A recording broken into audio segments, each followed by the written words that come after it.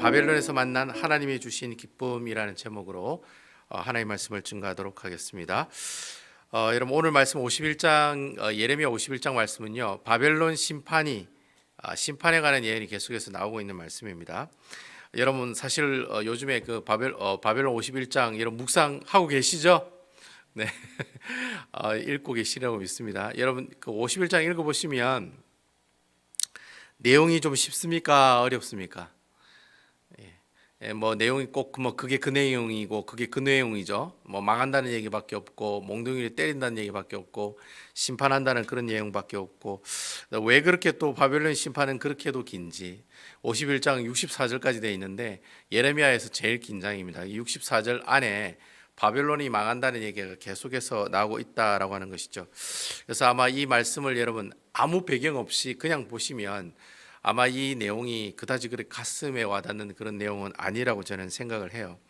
그래서 뭐 제가 이 말씀을 준비할 때도 보면 제가 이 말씀을 준비할 때도 좀 헷갈려요. 왜냐하면은 이 배경이 도대체 바벨론이 첫 번째 침략했을 때 있었던 얘기인지 아니면 두 번째 침략에서 있었던 얘기인지 아니면 바벨론 포로가 첫 번째로 이렇게 포로 귀환으로 갔을 때 일어난 일인지 아니면 두 번째 갔을 때 일어난 일인지 저도 이렇게 굉장히 헷갈려요 보면은. 그래서 저도 사실 이 말씀을 볼 때 항상 옆에 참고서를 딱 두고 하나님의 말씀을 보고 있습니다. 그래서 제가 오늘 이 뭐 여러 가지 뭐 이런 본문 보시면 힘든 내용들이 나오고 있긴 합니다만 뭐 보기에도 뭐 네가 봐도 내가 봐도 다 힘들다 뭐 다 그렇습니다. 뭐 목사님 저도 봐도 다 아마 망한다는 얘기밖에 없으니까 뭐 얘기 들어보면 좀 꿀꿀하기도 하고. 근데 여러분 오늘 본문의 말씀을 보면은 우리가 좀 익히 잘 아는 그 왕의 이름 하나가 나오고 있어요. 그 왕이 어떤 왕입니까? 시드기야라고 하는 왕입니다. 시드기야. 제가 이 예레미야를 읽어보면서 느낀 점이 이 시드기야 왕은 잊을만 하면 나오고 잊을만 하면 나오고 그런 것 같아요. 원래 이 시드기야 왕이 이 남유다 이 이스라엘의 마지막 왕이거든요. 이 마지막 왕 얘기가 나왔다가 또 다른 얘기 나왔다가 또 잊을만 하면 또 시드기야 왕 또 나왔다가 오늘도 이 마지막 내용이 시드기야 왕이 나오는 그런 내용이 나와 있습니다. 그러니까 한참 바벨론에 대해서 하나님께서 심판하고 때리시는 내용이 나오다가 그 다음 이제 마지막 이야기가 시드기야 왕에 관한 이야기를 하면서 오늘 이 바벨론 심판에 관한 내용이 마치고 있다는 내용이에요. 그래서 우리가 59절에 있는 한 말씀을 보겠습니다. 59절에 있는 말씀을 보면 오늘 말씀이 그렇게 시작하고 있습니다. 유다의 시드기야 왕 제4년에 손자 네리야의 아들 스라야가 그 왕과 함께 바벨론으로 갈 때 선지자 예레미야가 그에게 말씀을 명령하니 스라야는 병창감이더라. 그런 말씀이 있습니다. 시드기야가 왕으로 있을 때 그 당시 그 바벨론 왕이 그 느부갓네살이라고 하는 왕이었습니다. 아주 무자비한 왕이죠. 자기 주위에 있는 모든 나라를 다 굴복시킨. 그리고 사실 여러분이 그 영국에 가면 대형 박물관에 가면 이 느부갓네살 왕에 관한 이 유적들이 굉장히 많이 나와 있어요. 자기가 이 땅 이만큼 따먹었다 뭐 그런 유적들이 많이 있습니다. 그래서 어쨌든 뭐 이 시드기야 왕이 그 당시 느부갓네살 왕한테 한 번 이래 찾아가서 인사를 드린 적이 있어요. 뭐 인사를 드린다 뭐 이렇게 생각하면 되겠고 아니면 뭐 좀 잘 좀 부탁드리겠습니다 이래 아부하러 간 적이 한번 있었습니다. 왜 그런 일이 있었냐면은 이 시드기야 왕 앞에 여호와긴이라는 왕이 있었어요. 제가 항상 남유다 마지막 네 명의 왕은 이름 애워로 두라고 그랬죠. 여호아스, 미스타김, 여호와긴, 시드기야 이래 있는데 시드기야 앞에 여호와긴이라고 하는 왕이 있었거든요. 이 여호와긴은 왕이 된 지 3개월 만에 잘립니다. 왜 잘리냐면은 원래는 이 여호와긴이 왕으로 됐으면 사실 바벨론이 두 번째 침략했을 때 그리고 난 다음에 세운 왕이 여호와긴 왕이거든요. 그러니까 바벨론이 계속 그 이스라엘이 한 번만 침략해가 망한 게 아니에요. 총 3번을 이렇게 공격을 당해서 망하거든요. 맨 마지막에 이제 예루살렘이 다 부서지고 성전이 부서지고 그런 일이 일어나는데 이 바벨론 왕이 두 번째로 침략했을 때 침략하고 나서 세운 왕이 여호와긴이었어요. 근데 여호와긴이 뭐 좀 잘 좀 따라가지고 좀 바벨론 좀 비유 좀 맞추고 하면 되는데 이 사람이 이 대신들이 대부분 다 친애굽 성향이 있는 이 정치가들이었어요. 그러다 보니까 왕이시여 그래도 애굽한테 붙어야 됩니다. 그런 사람들이 되게 많이 있었어요. 그러니까 뭐 여호와긴이 젊은 나이에 왕이 되었다 보니까 그 애굽에 붙자 이런데 이제 이렇게 의견이 모아진 거예요. 그러니까 그 사실을 바벨론이 알고 또 침략이 오는 겁니다. 또 침략에 오려고 하는 그 분위기, 그런 분위기였어요. 그런 분위기였다가 이제 쳐들어와서 이 여호와긴을 포로로 잡아가게 됩니다. 말을 안 들으니까 잡아가고 그 다음 세운 왕이 마지막 이제 시드기야라고 하는 왕이었어요. 여호와긴은 계속해서 이제 아버지 아들 이렇게 이어지는 왕인데 시드기야는 여호와긴의 삼촌이었습니다. 이 시드기야는 요시야 왕의 셋째 아들이었습니다. 그러니까 요시야의 아들이 여호아스고요. 그 아들이 이제 여호와김, 그다음 그 이제 자녀가 여호와긴. 그러다가 여호와긴은 자녀가 없으니까 이제 그때 요시야 왕 중에 아들이 한 명 있었는데 셋째 아들이 있었습니다. 그런데 그 왕을 시드기야 왕으로 이렇게 세운 거예요. 핫바지 왕이죠. 핫바지 왕. 아무 힘이 없는 그냥 세워놓은 왕이었습니다. 그래서 이제 세운 왕이 이제 시드기야니까 이 시드기야가 이제 뭐 그렇게 왕이 됐으니까 어떻게 한번 찾아가서 아부를 한번 해야 되지 않습니까? 그리고 또 여호와긴 그러니까 조카잖아요. 조카가 지금 바벨론에 잡혀갔으니까 한번 얼굴도 볼 겸 그래서 이제 찾아간 거예요. 그때 찾아갈 때 그때 이제 혼자만 간 게 아니라 오늘 성경에 보니까 그 스라야라고 하는 사람하고 같이 갔다고 오늘 성경에 나오거든요. 그 예레미야 그 서기관이 바룩이죠. 바룩이 이제 글을 예레미야가 감옥에 있을 때는 바룩이 이렇게 대신 글을 적었다고 했지 않습니까? 근데 그 바룩의 이제 형제가 바로 스라야라고 하는 사람이었어요. 그러니까 브라더였어요. 바룩의 브라더가 이제 스라야라고 하는 사람인데 그 사람이 병참감으로 시드기야와 함께 갔다라고 돼 있어요. 병참감이라고 하니까 이제 아마 갈 때 뭐 여러 가지 조공도 가져가고 물건도 가져가고 자기 먹을 것도 가져갈 거 아닙니까? 그러니까 그런 어떤 물건들을 이렇게 관리하는 그런 어떤 공무원 신분으로 이 시드기야 왕이랑 이 스라야라고 하는 사람이랑 같이 가게 됐어요. 그때 갈 때 예레미야가 그 스라야를 불러놓고 부탁을 하나 합니다. 부탁이라기보다는 오늘 성경에 보니까 명령을 하나 하죠. 뭐라고 하느냐면 내가 책을 한 권 줄 테니까 이 책 네가 그쪽에 가면은 바벨론에 가면 그 바벨론 수도에 유브라테스 강이라는 큰 강이 있습니다. 이 바벨론이라는 이 그 도시는요 유브라테스 티그리스 강과 강 사이에 있는 성이에요. 그래서 이렇게 수성입니다. 수성. 물로 둘러싸여 있는 성입니다. 굉장히 아름다운 성이에요. 이제 그 아름다운 성을 이제 메데바사가 이제 공격을 해서 다 부시거든요. 그게 철옹성이라고 그랬어요. 주위에 다 물로 돼 있기 때문에 아무도 이 성을 정복할 수 없다라고 했는데 이 메데바사가 이 철옹성 같은 이 바벨론 성을 어떻게 이렇게 무너뜨리냐면 한 곳에만 계속 모래를 쌓아가지고 거기다가 이제 다리를 육지로 만들어 가지고 그 한 군데만 계속 공격해 가지고 결국엔 그 바벨론 성을 함락하게 됩니다. 뭐 그런 어떤 역사적 사건들이 있는데 아무튼 이제 그 바벨론에 가면 유프라테스라고 하는 강이 있으니까 그 강에다가 그 강 앞에서 내가 준 책을 읽고 그리고 그 책에다가 돌을 달아 가지고 그 유프라테스 강에다 던져 가지고 퐁 빠지게 하라고 그렇게 이제 명령을 하게 되죠. 그 스라야가 예레미야의 명령을 듣고 그대로 이제 해서 이제 유브라데스 가가지고 읽고 그것을 빠뜨립니다. 그래서 그 책이 무슨 책이냐? 뭐 특별하게 뭐 말하는 뭐 신학자들은 없죠. 제가 생각할 때는 예레미야서 이 책이 아니었던가 저는 생각해요. 지금 이 바벨론 심판에 대해서 얘기하잖아요. 그러니까 바벨론 망할 거야. 너희는 철저히 망할 거야. 넌 죽도록 망할 거야. 진짜 망할 거야. 그런 얘기를 이제 오늘 우리가 읽었던 이 내용 있잖아요. 이 책을 준 거예요. 주고 그걸 그대로 읽고 돌을 달아가지고 유브라데스 강에 던지라고 한 거예요. 돌을 달면 그 책이 물을 꼬르륵 빠지잖아요. 그게 무슨 뜻이냐면 바벨론 앞으로 그렇게 망할 거라고. 바벨론이 그렇게 물이 한번 빠지면 다시는 못 올라올 정도로 바벨론을 망하게 할 거라고. 그러니까 이미 이 예레미야는 오래 전부터 이 바벨론이 예루살렘이 바벨론에게 망하기 전에 이 바벨론이 어떻게 한다는 걸 알았어요. 망한다는 사실을 알고 있었다는 거예요. 그것을 기록한 책을 가지고 이 스라야에게 보내어서 그렇게 해라고 하는 그 내용이 바로 오늘 본문에 나오는 내용이에요. 그게 이제 저희들이 보는 예레미야의 바벨론 심판에 관한 마지막 이야기예요. 바벨론이 망할 거야 이런 얘기가 마지막이 아니라 스라야라고 하는 사람이 예레미야가 준 책을 가지고 유프라테스강 가가지고 읽고 바벨론이 심판받는다는 그 책을 읽고 그 책을 물에 빠뜨리는 그 이야기. 그 이야기가 바로 오늘 본문에 나오는 말씀으로 나오고 있다라고 하는 겁니다. 제가 오늘 이 본문의 말씀을 묵상하면서 저는 좀 엉뚱한 생각을 좀 많이 하는 것 같아요. 그래서 그런 질문을 던졌어요. 이스라엘 백성들은 포로로 잡혀가서 뭐 먹고 살았을까? 그런 생각이 막 들더라고요. 여러분 묵상하면서 그런 생각 안 드셨어요?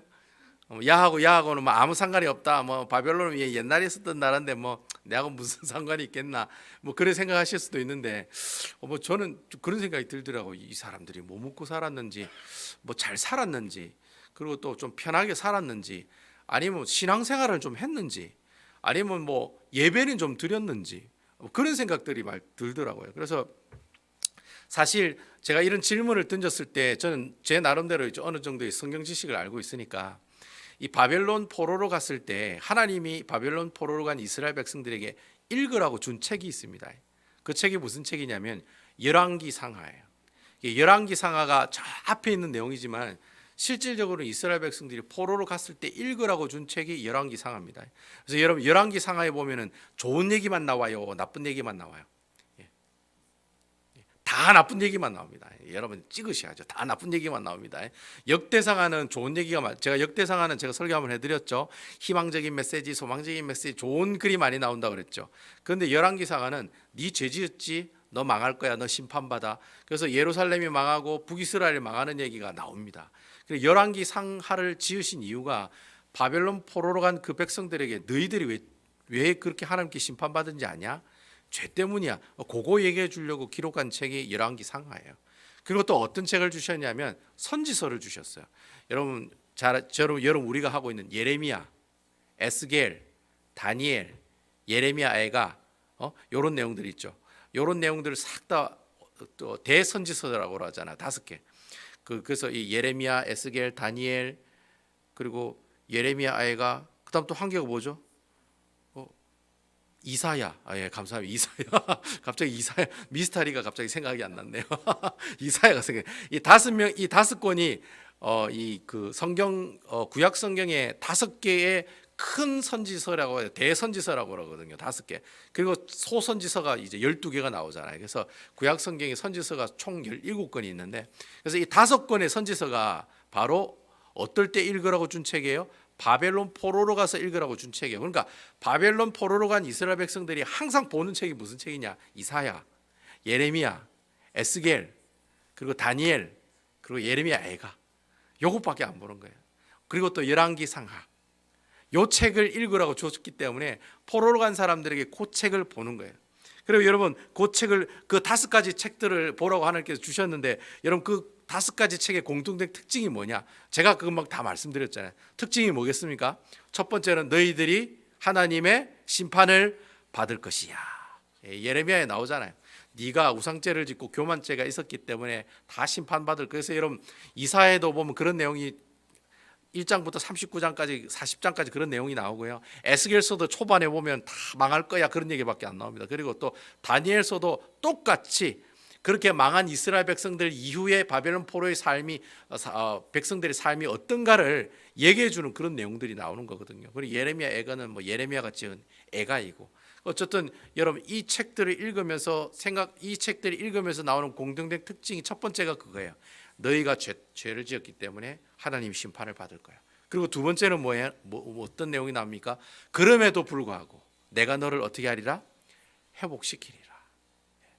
어떻게 하리라? 내가 너를 다시 일으켜 세워주겠다. 그런 내용들이 제가 금방 말씀드린 5가지 책들, 또 열왕기 상하에 보면 나오고 있다는 거예요. 여러분 특별히 그 이사야 같은 책들은요, 왜 이사야 선지자가 대단한 선지자냐면 이사야 선지자가 예언하는 내용 중에 고레스라고 하는 사람이 이름이 나와요. 근데 이사야 선지자는 이스라엘이 남유다가 망하기 100년 전의 사람이거든요. 그러니까 이미 100년 전에, 100년이 아니죠. 고레스라는 이름이 어디서 나오냐면 바벨론 포로로 갔다가 다시 돌아올 때 그때 페르시아 왕 이름이 고레스 왕이거든요. 그러니까 고레스 칙령이라고 그러잖아요. 고레스 왕이 야 너희들 다 너 옛날에 가져왔던 성물 기구들 다 가져가고 다 너 나라로 돌아가라고 이래 명령을 내린 왕이 고레스거든요. 근데 그 고레스 왕의 이름이 이사야서에 보면 나온다는 거예요. 이미 이사야는 이미 100년 전도 아니죠. 거의 200년 전이죠. 70년까지 합치면 170년이니까 거의 200년 전에 이스라엘 백성들이 망할 것이고, 그렇지만 하나님께서 다시 어떻게 해주신다? 회복해 주실 거라. 누구를 통해서? 고레스라고 하는 사람을 통해서 회복시켜 주겠다는 예언이 이사야서에 나오는 거거든요. 그래서 여러분, 이 이사야서, 에스겔, 다니엘 이 모든 책들은 하나님이 심판에 관한 내용도 있지만 또 어떤 내용도 있다? 하나님께서 이스라엘 백성들 회복해 주겠다라는 그런 내용들도 같이 기록되어 있다는 겁니다. 제가 이런 팁들을 오늘 여러분들에게 드리는 거예요. 그러니까 여러분, 요번에 데살로니가전서 마치고 난 다음에 다니엘서가 들어가거든요. 그래서 여러분, 이러한 생각을 가지고 다니엘서를 읽으시면 내가 지금 바벨론 포로로 있는 가운데 내가 이 책을 읽는구나. 또 여러분, 에스겔서도 읽을 때 내가 바벨론 포로로 있는 가운데 이 책을 읽을 때 어떤 감정으로 내가 읽을까? 그렇게 대충 어떻게 해요? 생각하면서 읽을 수 있다는 거예요. 예레미야도 마찬가지예요. 예레미야서도 그냥 읽는 게 아니라 내가 바벨론 포로로 있을 때 이 말씀이 나에게 어떻게 다가올까? 그 사람들이 이것을 읽었을 때 어떤 희망과 소망을 얻었을까? 또 어떤 기분이 나쁜 일이 있었을까? 그런 것들을 생각하며 읽어 나갈 수가 있다는 거예요. 아무튼 여러분, 바벨론 포로로 가 있는 이스라엘 백성들에게 하나님께서 원하셨던 것은 크게 두 가지예요. 무엇입니까? 첫 번째는 뭐예요? 회개하라. 두 번째는 뭐예요? 나를 끝까지 믿으라는 거예요. 이 두 가지 말씀이에요. 예레미야와 에스겔과 다니엘과 이사야 선지자가 하나님의 귀한 말씀으로 이스라엘 백성들에게 얘기하고 싶었던 게 그거였어요. 제발 그 죄를 회개하라. 그리고 또 어떻게 해요? 나를 끝까지 어떻게 해요? 신뢰하고 믿으라는 거예요. 자, 여러분, 제가 이 말씀이 바벨론 포로로 가운데 있는 이스라엘 백성들에게 읽으라고 준 책이라고 했죠. 이스라엘 백성들이 이 책을 읽어요. 70년 후에 분명히 돌아간다고 성경에 기록하고 있어요. 맞죠? 이미 선지자들이 다 기록하고 있어요. 70년 이후에는 돌아갈 것이라고. 분명히 그렇게 기록하고 있는데도, 말씀을 보았는데도 그것을 믿는 사람도 있고 안 믿는 사람도 있었다는 거예요. 그래서 하나님께서 원하신 두 가지는 그거예요. 이 글을 읽고 제발 좀 회개하라. 두 번째는 네가 다시 돌아갈 것을 어떻게 하라? 믿으라는 거예요.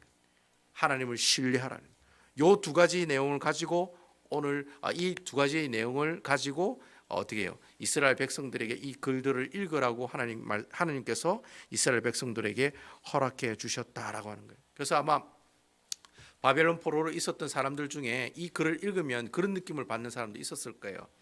내가 여기 있을 곳이 이곳이 아니다. 그죠? 내가 평생 살 곳이 이곳이 아니다. 어디다?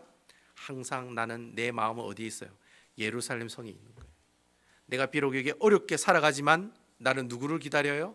하나님을 기다리고 하나님 다시 돌아가라는 그 명령을 기다리면서 살아가는 그런 사람들이 있는가 하면은 또 어떤 사람 있겠습니까? 뭐 하나님이고 나발이고 뭐 그런 게 어디 있냐고 말이죠.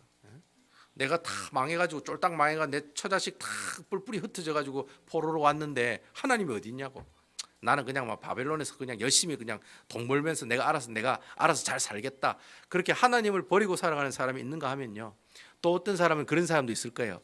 하나님을 믿기도 하는데 또 하나님을 100% 믿지 못하는, 그러니까 양다리 걸치는 신앙을 가지고 있는 사람도 있을 수가 있다라고 하는 거예요. 여러분, 우리가 이렇게 생각해 보면은 그때나 지금이나 똑같아요? 아니면 틀려요? 똑같다라는 거예요. 바벨론 포로로 잡혀가 있는 이스라엘 백성들의 상황이나 지금 우리가 여기 있는 상황이나 너무 똑같다는 거예요. 여러분, 특별히 미국 이민 오신 분들은 더 그렇잖아요. 여러분 다 한국을 떠나서 어디로 왔어요? 다 미국으로 왔잖아요. 근데 미국에 오셔가지고 정말 내가 앞으로 갈 곳은 어디야? 참 내가 예수 믿는 사람으로서 내가 앞으로 갈 곳은 어디야? 저 천국 하늘나라야. 제가 오늘 이 말씀을 통해서 우리에게 주신 영적인 교훈이 그거예요. 내가 바벨론에서 살아가는 그런 이방 민족의 삶을 살아갈 때 내가 가지고 있는 사람의 생각이 첫 번째 그걸 가지고 있는 사람도 있을 거예요. 내가 갈 곳은 여기가 아니야. 어디예요? 저 천국 하늘나라라는 거예요. 그리고 또 어떤 사람은 어디예요? 그 천국이 어디 있어? 누가 예루살렘을 우리를 돌아가게 하겠어? 그럴 일은 없어. 그냥 여기서 그냥 포로로 열심히 살아가는 게 바로 하나님께서 기뻐하시는 거야 라고 생각하고 그냥 주저앉아서 세속화되어 살아가는 그런 사람들도 있을 거라는 거예요. 그런데 여러분, 분명한 것은요, 우리 예수 믿는 사람들은 여기 있는 것을 보고 살아가는 사람이에요? 위에 있는 것들을 보고 살아가는 사람들이에요? 위에 있는 것들을 보고 살아가는 사람들이라는 거예요. 바벨론 포로로 있는 이스라엘 백성들은 앞으로 다시 돌아갈 예루살렘 성이 그 사람들이 바라보아야 할 곳이라는 거예요. 마찬가지로 지금 우리가 여기서 살고 있는 예수 믿는 사람들은 어디에요? 우리가 돌아갈 것은 어디에요? 하나님께서 예비하신 그곳이 바로 우리가 갈 곳이라고 하는 거예요. 그래서 여러분 요한계시록에 보면은 우리가 앞으로 갈 그곳을 뭐라고 얘기합니까? 새 하늘과 새 땅이라고 얘기하는 거예요. 신천신지라고 얘기하는 거예요. 신천지 사람들이 이 말 써가지고 잘 안 쓰지, 교회에서 잘 쓰지는 않습니다만 어쨌든 신천신지, 새 하늘과 새 땅을 향해서 살아가는 사람, 그것을 소망을 품고 살아가는 사람들이 누구예요? 바로 예수님의 십자가를 믿고 예수님의 부활을 믿고 예수님의 승천을 믿고 예수님께서 앞으로 오실 재림을 믿고 살아가는 그 사람들, 바로 그 사람들이 바로 예수를 믿는 사람들의 모습들이다라고 하는 거예요. 그러니까 결국 여러분 바벨론 포로로 가서 살아가는 사람들이라 지금 우리가 이 땅에 미국 땅에 살고 있는 여러분들이라 처지는 어떻게 해요? 똑같은 상황이라는 거예요. 그럼 제가 여러분들에게 그런 질문을 던질 수가 있죠. 그럼 내가 과연 예수 믿는 사람으로서 바벨론 포로로 잡혀갔으면 내가 어떻게 살아야 되느냐라는 거예요. 이 말로 다른 말로 하면 내가 지금 미국 땅에 와가지고 어떻게 잘 먹고 잘 살아보려고 미국 땅에 왔는데 내가 과연 이곳에서 그리스도인으로서 어떻게 살아가야 되느냐, 그런 질문을 우리가 던질 수가 있다는 거예요. 그래서 여러분 바벨론 포로로 잡혀간 이 이스라엘 백성들이 만약에 내가 살 곳은 이곳이 아니고 앞으로 예루살렘 성으로 돌아가는 것이 우리의 모습들이다라고 생각하고 있는 사람들은 항상 어떤 마음을 가지고 있는 사람이에요? 항상 하나님께서 그리 말씀하신 그 약속을 어떻게 해요? 품고 살아가는 사람이라. 쉽게 설명하면 하나님의 말씀을 기억하며 살아가고 있는 사람들이라는 거예요. 하나님의 말씀을 읽고 묵상하며 살아가는 사람들은 항상 내가 예루살렘으로 돌아갈 거야 라고 생각하고 있는 사람들이라고 하는 거예요. 그리고 또 만약에 또 어떤 사람들은 또 어떻습니까 여러분? 만약에 그런 하나님의 말씀을 기억하지 않는 사람들은 어떻게 해요? 내가 뭐 예루살렘으로 돌아가든지 말든지 그냥 내가 이곳에서 잘 먹고 잘 사는 것이 바로 그것이 하나님께서 기뻐하시는 일이다, 그렇게 생각하고 살아가는 사람도 나온다라는 거예요. 어쨌든 역사적으로 보면은 바벨론이 있었던 사람들이랑 오늘 우리가 살고 있는 이 삶의 모습들이랑 너무나도 똑같다는 거예요. 자, 여러분 보세요. 바벨론 포로로 간 사람들이 예배를 잘 드렸을까요? 못 드렸을까요? 당연히 예배가 없죠. 이스라엘 백성들은 무조건 성전에서 모여서 예배를 드리는 사람들이었거든요. 그런데 여러분 성전이 부서졌잖아요. 예루살렘 성벽이 다 예루살렘이란 도시가 싸그리 다 황폐해졌잖아요. 아무도 거기서 살지 않거든요. 양을 치는 목자들만 살지 이제는 그곳에 사람들이 와서 사는 사람들이 없다는 거예요. 그러면 바벨론 포로로 온 그 이스라엘 백성들이 일명 오늘날과 같이 대면 예배를 드리지 못하는 사람들이에요. 정말 똑같지 않아요 여러분? 바벨론 포로로 간 이스라엘 백성들도 예배를 드리지 못하는 사람들이었어요. 그럼에도 불구하고 하나님께서 이 이스라엘 백성들에게 어떻게 역사하시느냐 하면요, 그 당시 그 바벨론에 간 이스라엘 백성들이 뭘 만들었냐면 그때부터 회당이라는 것을 만드는 거예요. 제가 여러분들에게 유대인이 회당이라고 막 얘기하잖아요. 애굽에 유대인이 회당이 너무 많이 있었다고 막 제가 말씀드렸잖아요. 그 회당이 바로 그 바벨론 포로 시대에 있었을 때부터 그 회당이라고 하는 조직이 만들어졌다는 거예요. 그러니까 여러분 회당에는 뭘 하느냐 하면 예배는 드리지 않아요. 그렇지만 그곳에서 뭘 하느냐, 하나님의 말씀이 있잖아요. 그 말씀을 읽어드려요. 그리고 그 말씀을 듣고 그 말씀을 가지고 어떻게 해요? 하나님 앞에 기도하고 하나님께 이 말씀으로 살겠습니다라고 고백하는 그런 어떤 작은 말씀을 보는 공동체가 만들어졌다는 거예요. 그것이 70년 동안 있다가 70년 동안 이제 계속해서 지속이 되어 온 거예요. 그 말이 무슨 말이에요? 70년 동안 이스라엘 백성들이 어떤 사람들은 100% 다 그런 건 아니죠. 어떤 사람들은 그래도 하나님의 말씀을 붙들고 다시 70년 후에 돌아가겠다는 약속을 붙들고 하나님의 말씀을 신뢰하고 그 말씀에 자기들이 지은 죄들을 회개하면서 살아간 이스라엘 백성들이 있었다라. 그런 이스라엘 백성들이 나중에 고레스가 너희는 모두 다 예루살렘으로 돌아가라고 했을 때, 그 명령이 들렸을 때 그러한 약속을 붙들고 있는 사람들이 어떻게 했을까요? 두말 없이 자기 가지고 있는 모든 것들을 다 버리고 바벨론에서 번 돈, 집, 땅, 이 바벨론에 포로로 잡혀갔지만 어느 정도의 자유는 허락이 됐거든요. 이 바벨론이 포로들 아주 이렇게 온유하게 이렇게 대하는 정책을 썼기 때문에 나름대로 그 먹고 살 수 있는 어떤 이렇게 거처도 마련해주고 그곳에서 잘 먹고 잘 살아라고 이렇게 친절을 베풀었기 때문에 그곳에서 좀 잘 사는 사람들은, 특별히 이거 잘 버는 사람들은 그곳에서도 부자가 있었을까요, 없었을까요? 당연히 있었다는 거예요. 바벨론 사람들과 같이 장사하면서 돈을 많이 번 이스라엘 백성들도 있었을 거예요. 여러분, 그 대표적인 사람이 누굽니까? 다니엘이잖아요. 다니엘. 예? 다니엘과 그 세 친구들 있잖아요. 사드락, 메사, 야벳누고 그 친구들 다 포로로 잡혀간 그 시대 포로로 잡혀간 사람들이거든요. 근데 그 사람들이 어떻게 해요? 그곳에서는 어느 정도 바벨론이라든지 아니면 페르시아의 어느 정도 높은 공무원의 직책에 올라가는 사람들도 있었다는 거예요. 그런데 여러분, 그 말씀과 그 약속을 기억하는 사람들은 자기가 가지고 있는 자리, 자기가 가지고 있는 권력, 자기가 가지고 있는 돈, 그거 다 어떻게 할까요? 다 버리고 어디로 갈까요? 1600km나 되는 예루살렘이 향해서 가는 그 바벨론 포로 귀환의 그 길들을 어떻게 해요? 걸어간다는. 여러분, 제가 오늘 드리고 싶은 말씀이 그거예요. 우리가 오늘날에 이 신앙생활하면서 살아가는 것도 마찬가지라는 거예요. 우리가 바벨론이 주는 기쁨과 물질과 풍요로움이 너무 많이 있을 수가 있어요. 여러분들 가운데서도 나름 그래도 잘 먹고 잘 사는, 사실 여러분들 이 땅이 바벨론 땅이거든요. 우리가 살고 있는 이 땅이 천국이 아니잖아요. 바벨론 땅이잖아요. 우리가 갈 땅은 또 따로 있잖아요. 하나님께서 우리에게 주시는 새하늘과 새 땅은 따로 있잖아요. 근데 여러분, 그 따로 있는 그 땅 가운데 살아가는 우리가 이곳에서 할 수 있는 일들이 뭐가 있을까요? 여러분들이 여기서 만약에 돈을 버신다면 열심히 돈을 버세요. 하지만 여러분, 그 돈을 버실 때마다 내가 이 돈을 버는 이 돈 버는 것들이 어떻게 해요? 하나님께서 기뻐하시는 곳에 사용되는 그런 목적을 가지시고 돈을 벌면 하나님께서 어떻게 해요?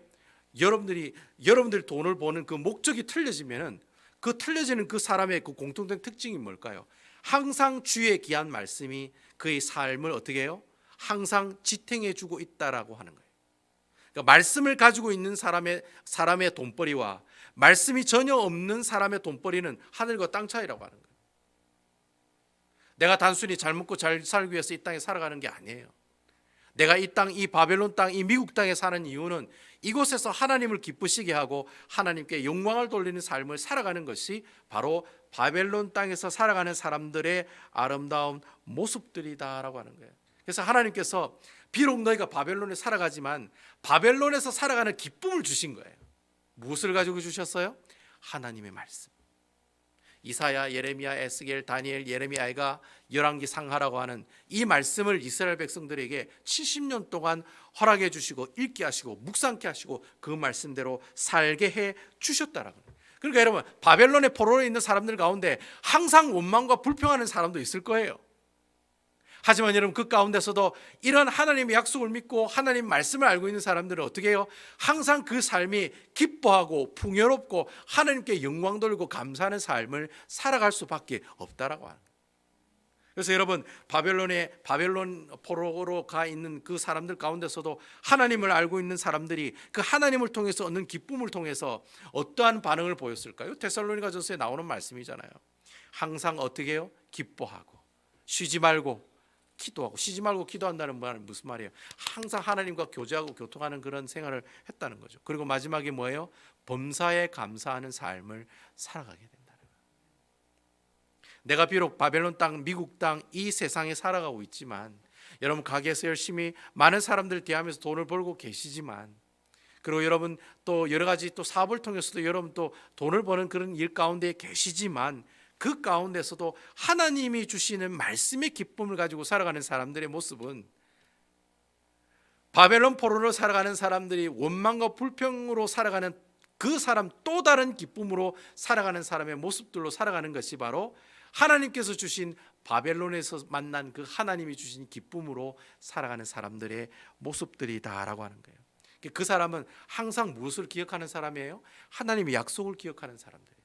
하나님의 약속을 기억하는 사람들 어떤 사람이죠? 성령 충만한 사람들의 모습들이라는 거예요. 그게 성령 충만이에요, 여러분.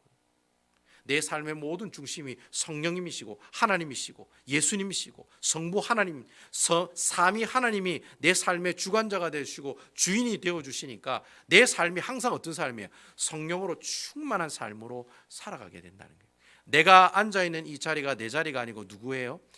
예수님이 그 자리의 주인이시라는 거예요.